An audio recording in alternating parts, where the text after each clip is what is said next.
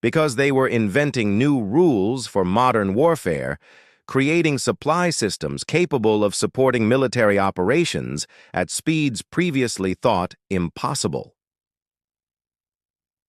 September 10, 1944, found Sergeant First Class Charles Thomas Johnson grippy nung the steering wheel of his 2.5-ton truck as German artillery shells bracketed the road ahead. Behind him, 24 drums of precious aviation gasoline sloshed with each impact crater he navigated, while his convoy of 47 vehicles stretched into the pre-dawn darkness. Sleep had become a luxury he couldn't afford. This was his third consecutive day driving the Red Ball Express route from Cherbourg to Patton's advancing spearheads. Johnson represented thousands of African-American soldiers who found themselves at the center of the most critical logistical operation in military history. These men, systematically excluded from Combat Row, led by military segregation policies, now carried the responsibility for maintaining the momentum of the entire Western Front offensive. Their driving skills, mechanical expertise, and sheer determination would prove as vital to Allied victory as any battlefield heroism. The Red Ball Express drivers operated under conditions that would have been considered impossible by peacetime standards. Convoy schedules required covering over 700 miles in 36 hours, including loading and unloading time. Mechanical breakdowns were repaired on the roadside using improvised tools and salvaged parts. Sleep came in 15-minute intervals while vehicles were being serviced or loaded. Enemy action posed constant threats to these vital supply columns. German reconnaissance aircraft tracked convoy movements, directing artillery strikes and Luftwaffe attacks against the most vulnerable segments of the route. Bypassed German units launched ambush attacks from concealed positions, while saboteurs planted mines and destroyed bridges along the supply highways. Staff Sergeant William Henry Davis had been driving trucks for the Army Transportation Corps since 1942, but nothing had prepared him for the Red Ball Express assignment. His typical day began at 0400 hours with convoy briefings that often changed while vehicles were being loaded. Routes shifted daily based on tactical developments, meaning drivers navigated through territory they had never seen before, often under blackout conditions. The psychological pressure was enormous. Davis understood that every delay in his convoy could result in American tanks running out of fuel during combat operations. Frontline units depended on his ability to maintain schedules despite mechanical failures, enemy action, and physical exhaustion that pushed human endurance beyond normal limits. According to testimonies collected by the Army History Division, Red Ball Express drivers developed an esprit de corps that transcended racial barriers imposed by military segregation. White officers who initially doubted the reliability of African-American drivers quickly recognized their exceptional performance under impossible conditions. Combat veterans acknowledged that these supply soldiers faced dangers equal to any battlefield assignment. The trucks themselves became legends of improvised engineering.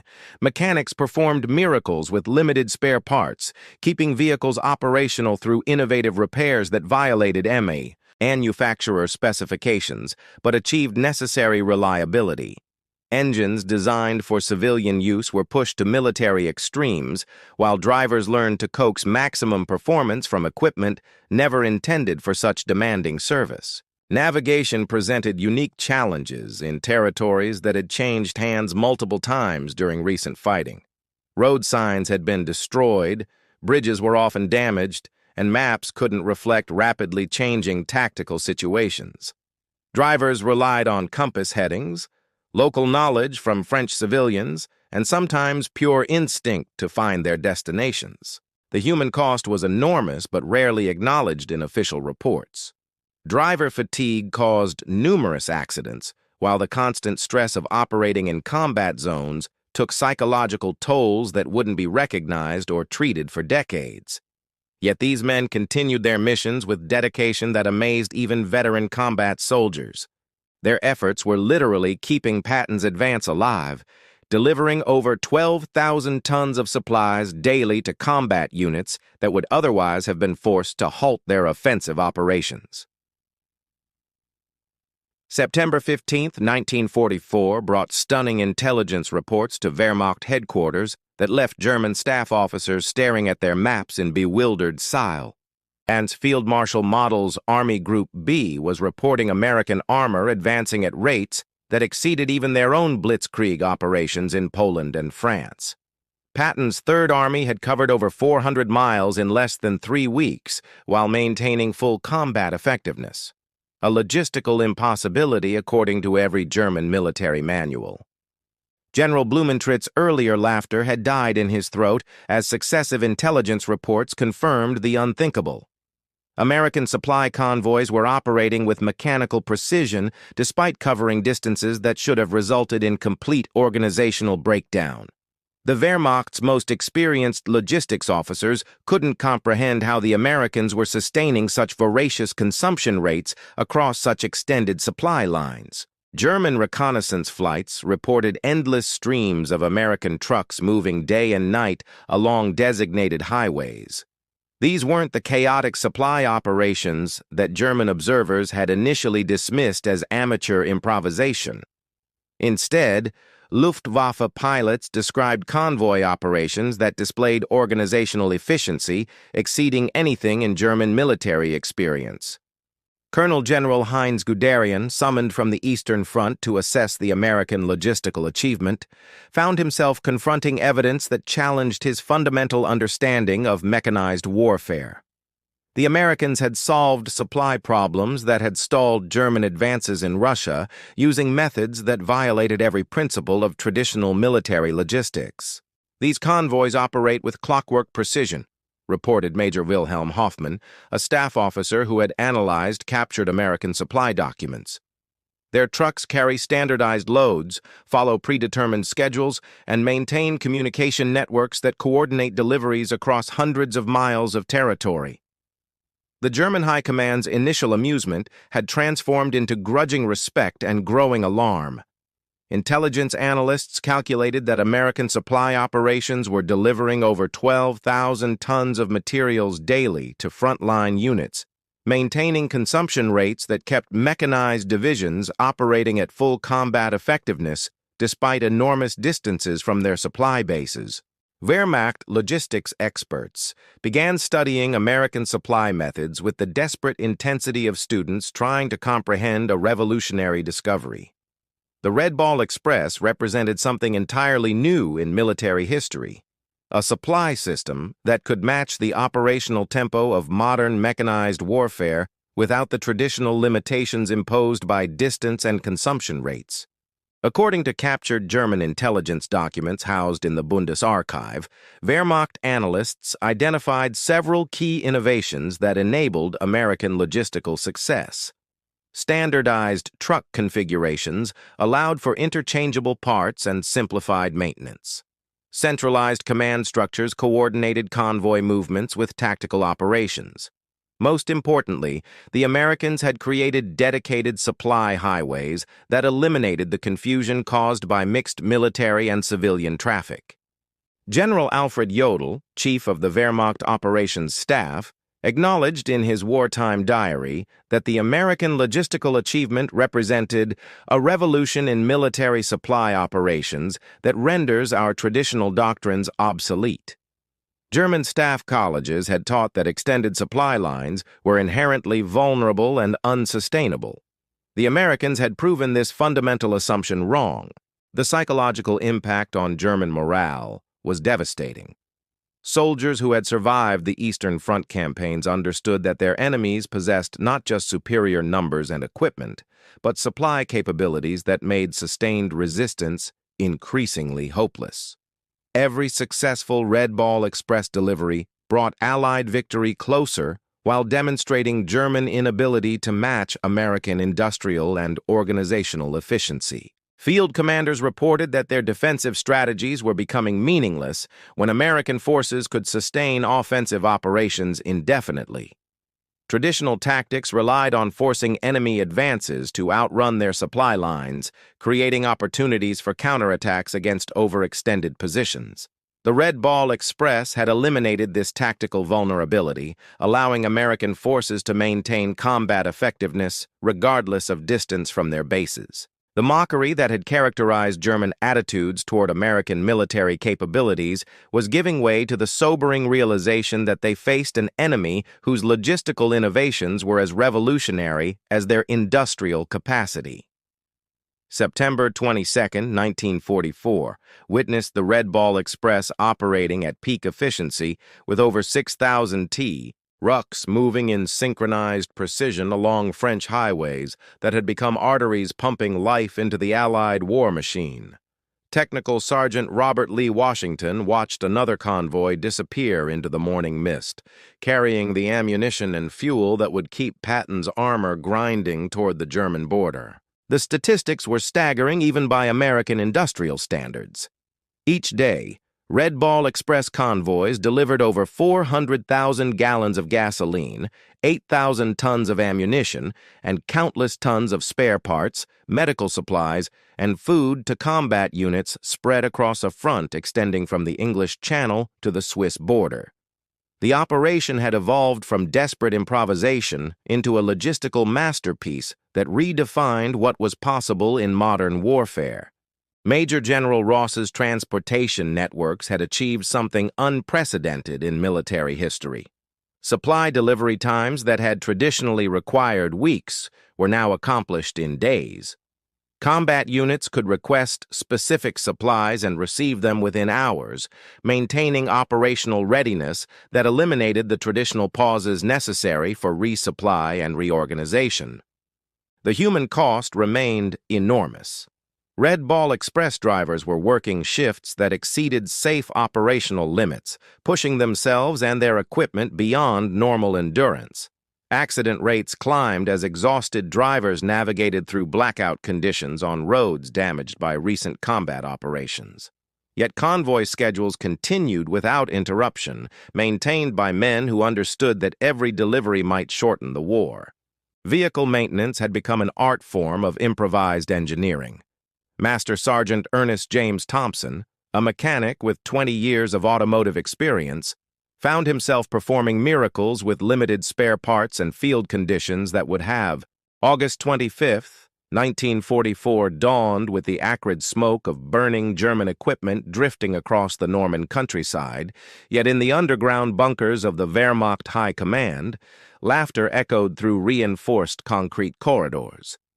General Günther Blumentritt adjusted his monocle and chuckled as he studied the intelligence reports sprawled across his oak desk.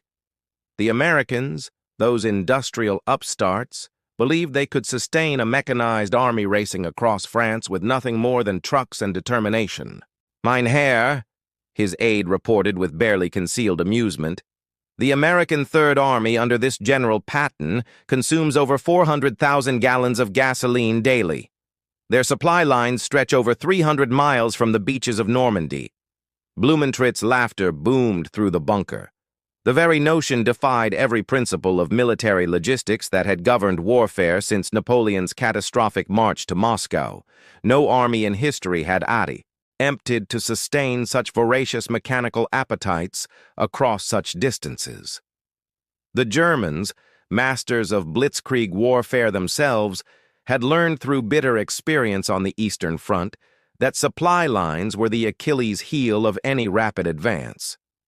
Field Marshal Gerd von Rundstedt, commander of Army Group West, shared this contempt for American logistical ambitions. In his strategic assessments, he repeatedly emphasized that the Americans' industrial might meant nothing if they couldn't deliver fuel, ammunition, and spare parts to their advancing spearheads. "Let them race across France," he told his staff officers. "They will starve themselves to death long before they reach the Rhine." The German generals' confidence stemmed from their own experiences. During Operation Barbarossa, their panzers had ground to a halt not from Soviet resistance, but from empty fuel tanks and broken supply chains. If the Wehrmacht, with its meticulous planning and decades of military tradition, couldn't solve the logistics puzzle, how could these American amateurs possibly succeed? According to wartime intelligence reports archived in the Bundesarchiv, German commanders calculated that the Americans would exhaust their supplies within days of any major breakthrough. Their reconnaissance flights confirmed the chaotic appearance of Allied supply operations, endless columns of trucks moving seemingly at random, creating what appeared to be an organizational nightmare stretching from the beaches to the front lines. What the German observers failed to comprehend was the revolutionary nature of what they were witnessing. The Americans weren't following European military doctrine because they were writing entirely new rules for modern warfare. While German staff officers plotted careful advances with predetermined supply depots, American logistics officers were improvising a supply system that would redefine what was possible in mechanized warfare. Lieutenant General Heinz Guderian, the father of German tank warfare, had once proclaimed that gasoline W as the blood of modern armies. He never imagined that the Americans would create a circulatory system so robust and adaptive that it could pump this vital fluid across hundreds of miles of contested territory, maintaining the heartbeat of an army that refused to pause for breath. The Wehrmacht's intelligence services, so efficient at penetrating Allied communications and predicting strategic movements, completely miscalculated the American logistical revolution brewing in the rear. They saw chaos where there was actually unprecedented coordination, witnessed confusion where there was revolutionary adaptation to the demands of modern mobile warfare. September 1, 1944, found General George Smythe Patton, Jr. standing atop his command tank, surveying the rolling French countryside with the intensity of a predator calculating his next strike. His Third Army had shattered German defenses across Normandy, but victory came with an insatiable appetite that threatened to devour itself.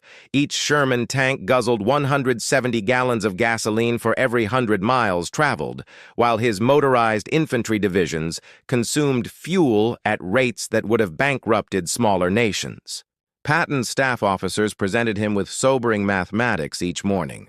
His armored spearheads, racing toward the German border, required over 800 tons of supplies daily. Ammunition, fuel, spare parts, medical supplies, and food for nearly 400,000 men. Traditional military wisdom suggested that such consumption rates would inevitably force a halt, allowing enemy forces to regroup and establish new defensive positions. The German High Command monitored these consumption figures with growing satisfaction. Intelligence intercepts revealed American supply officers sending increasingly desperate requests for fuel allocations. Wehrmacht analysts projected that Patton's advance would stall within 72 hours, providing German forces with the breathing room necessary to establish defensive positions along the Moselle River. But Patton possessed something that German calculations couldn't quantify: an absolute refusal to accept logistical limitations as tactical constraints. When his supply officers informed him that fuel shortages would force a temporary halt, he exploded with characteristic fury. "I don't want to hear about what we can't do," he thundered at his logistics staff. "I want solutions that keep my tanks moving toward Berlin." Colonel Walter Joseph Muller, Patton's chief logistics officer, understood that conventional supply methods would never satisfy the Third Army's voracious appetite. The existing supply chain relied on methodical distribution through predetermined depots, a system designed for static warfare rather than Patton's lightning advances.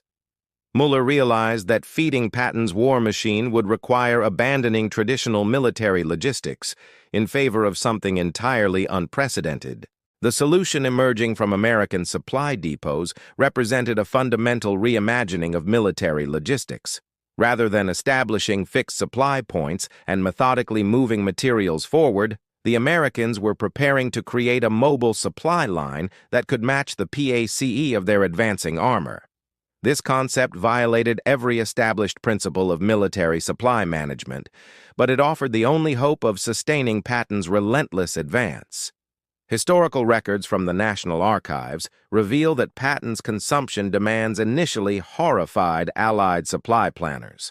General John Clifford Hodges Lee, Chief of Services of Supply, calculated that maintaining Patton's advance would require redirecting resources from other Allied armies, potentially compromising the entire Western Front strategy.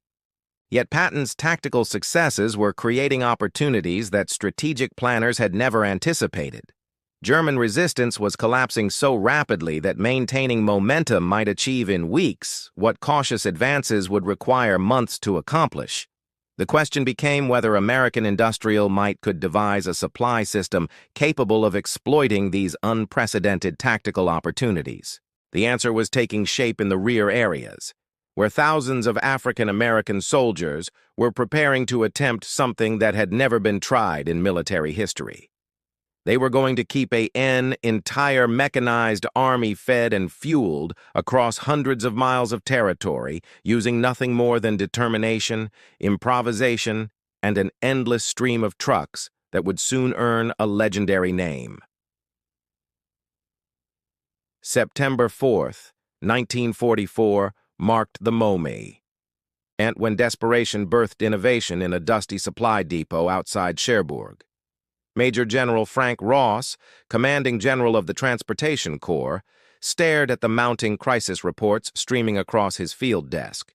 Patton's Third Army was literally running on fumes, while the British Second Army and American First Army were also stretching their supply lines to the breaking point. The traditional solution would have been establishing a methodical supply network with predetermined depot locations, carefully calculated fuel allocations, and rigid delivery schedules. But the fluid nature of the European campaign had rendered such conventional approaches obsolete.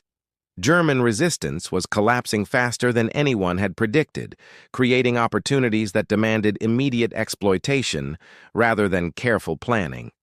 Ross's transportation officers presented him with a radical proposal that defied every principle of military logistics. Instead of establishing fixed supply depots, they would create a dedicated highway system exclusively for supply trucks, running continuous convoys from the Normandy beaches directly to advancing combat units.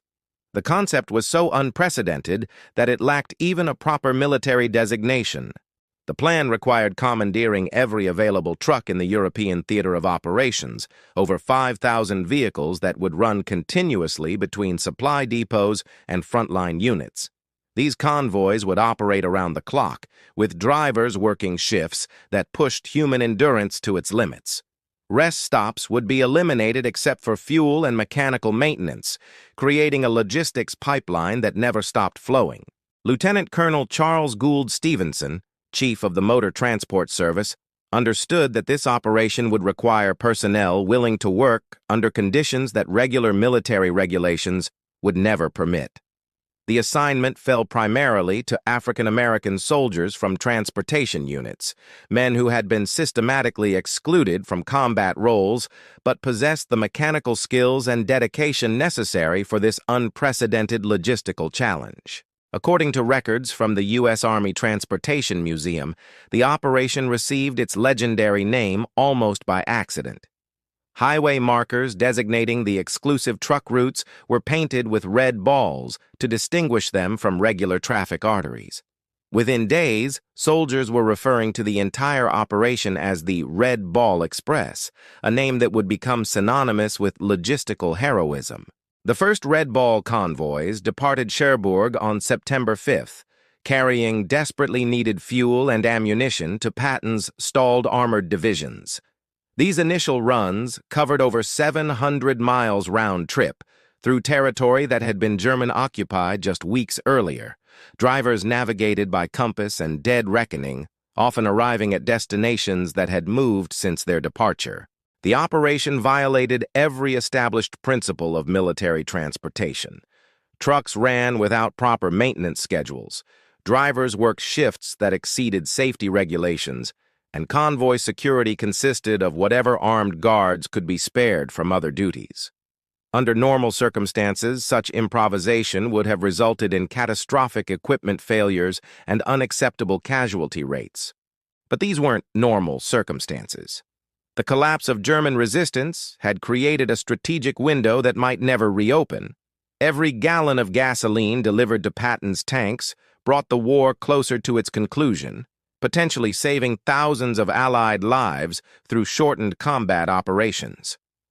The Red Ball Express drivers understood that their mission extended far beyond simple supply delivery.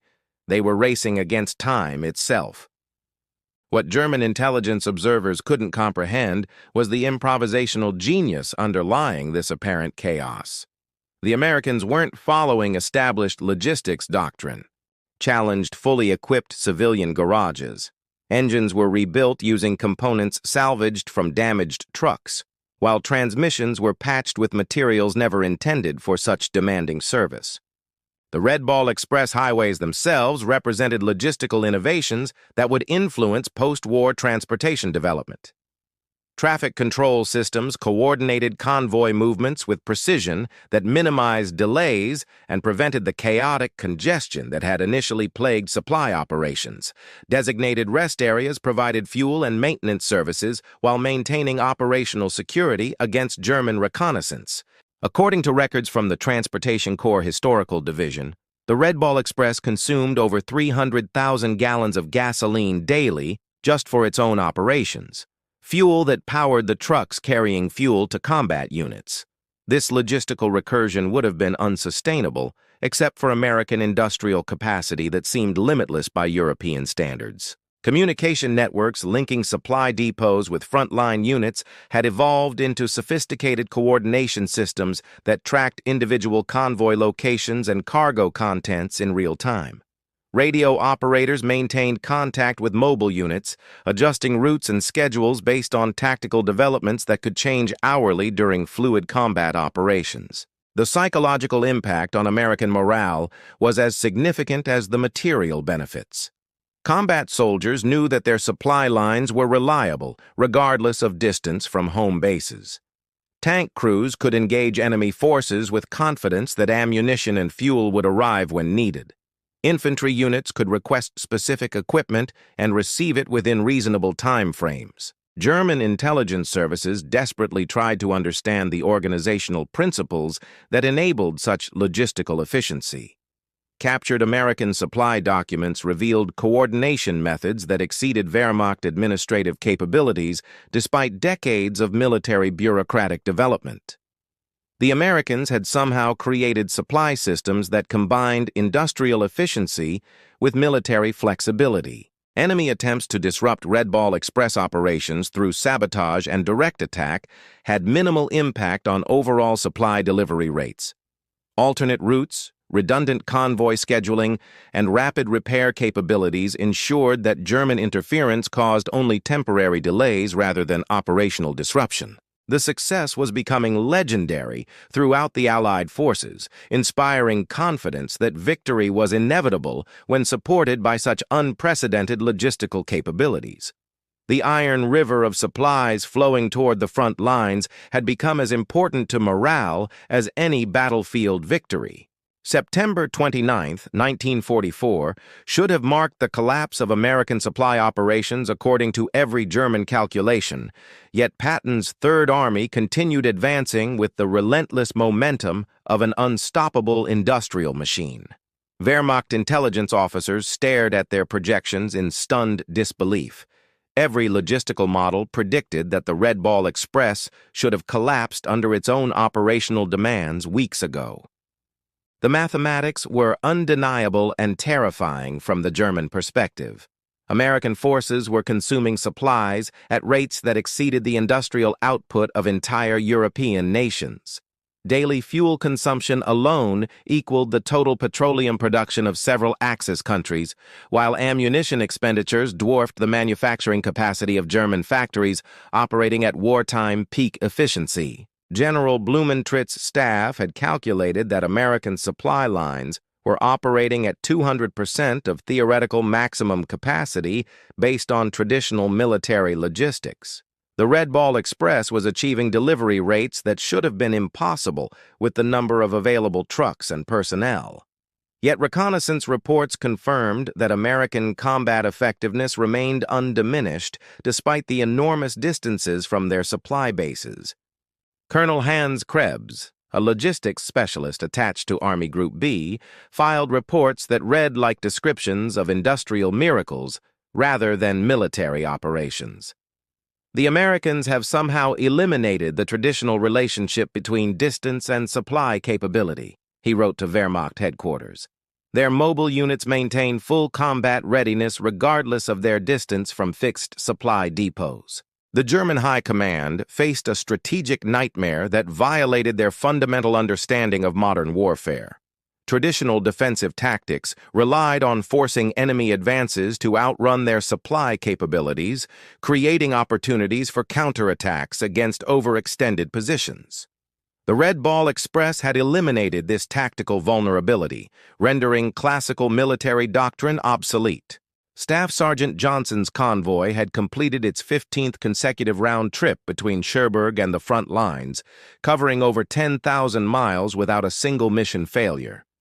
His truck, a standard 2.5-ton vehicle never designed for such demanding service, continued operating through mechanical modifications that would have voided every manufacturer warranty but achieved necessary reliability under combat conditions. The breaking point that German strategists confidently predicted never materialized because American planners had fundamentally reimagined the relationship between supply and combat operations. Rather than treating logistics as a constraint on tactical possibilities, they had created supply systems that enabled previously impossible operational concepts.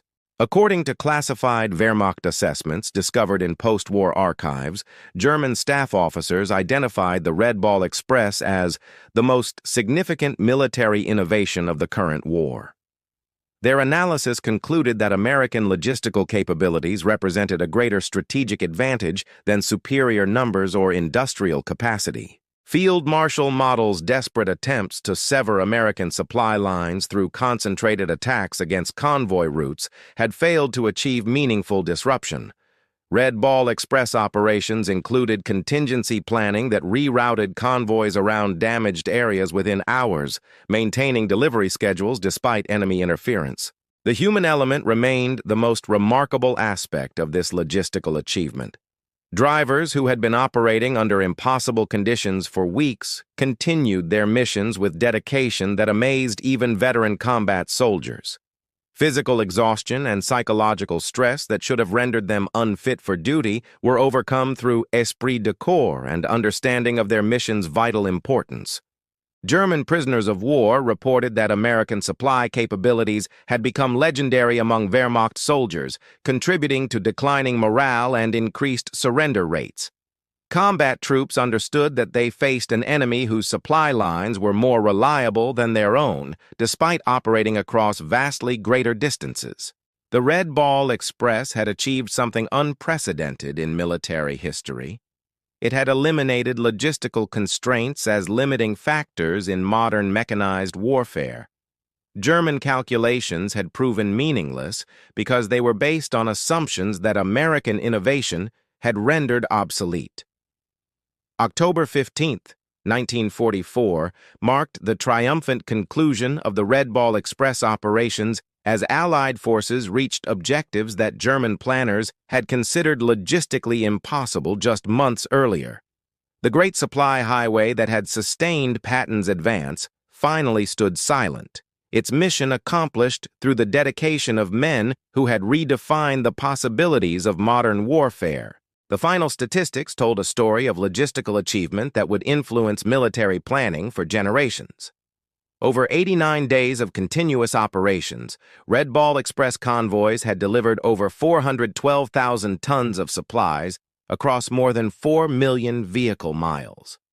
These numbers represented more than bureaucratic accomplishments. They measured the margin of victory in the European campaign. General Patton himself acknowledged the crucial role that Red Ball Express drivers had played in his tactical successes. "My tanks could never have reached the Rhine without the courage and determination of these supply soldiers," he declared in his final campaign report. They faced dangers equal to any combat assignment while maintaining delivery schedules that kept our offensive momentum alive. The German surrender documents captured at war's end contained numerous references to Allied logistical superiority as a decisive factor in Wehrmacht defeat. Field Marshal Model's final report cited American supply capabilities as insurmountable advantages that rendered traditional defensive strategies meaningless. The laughter that had once echoed through German headquarters had been replaced by grudging acknowledgement of American innovation. Technical Sergeant Johnson received the Bronze Star for his service with the Red Ball Express, though like many of his fellow drivers, he understood that their real reward was the knowledge that their efforts had shortened the war and saved countless lives. The segregated conditions under which they had served couldn't diminish the magnitude of their contribution to Allied victory.